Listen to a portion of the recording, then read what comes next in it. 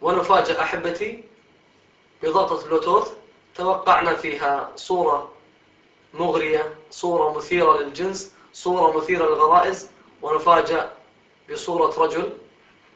قد أخذه الله في الدنيا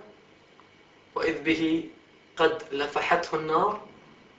لفحته نار الدنيا التي يقول عنها النبي عليه الصلاة والسلام: ناركم هذه ليست بشيء، ليست بشيء، وفضلت عليها نار الآخرة ب70 ضعف كلها مثل حرها. إذا كان هذا وهو واقف بهذه الطريقة أحبتي وهو ملقى ومسجى بعد أن لفحته النار لفحات بسيطة من نار الدنيا، كم،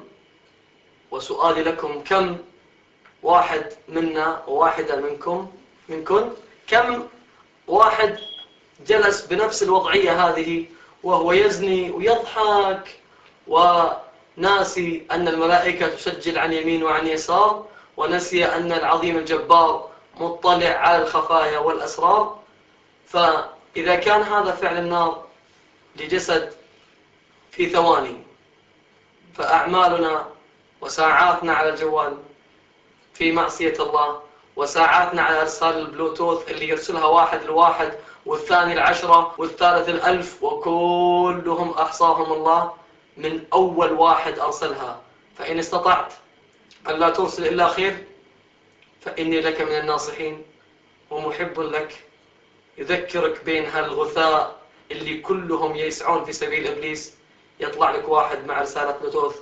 يذكرك بالذي خلقك وشق سمعك وبصرك ويقول لك: حبيبي اتق الله حيث ما كنت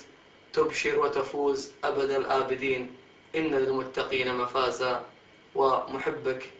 يقدم لك هذه الهدية فاقبلها أو ردها، فما أرسلها لك إلا حبا لك في الخير. وصلى الله وسلم على نبينا محمد.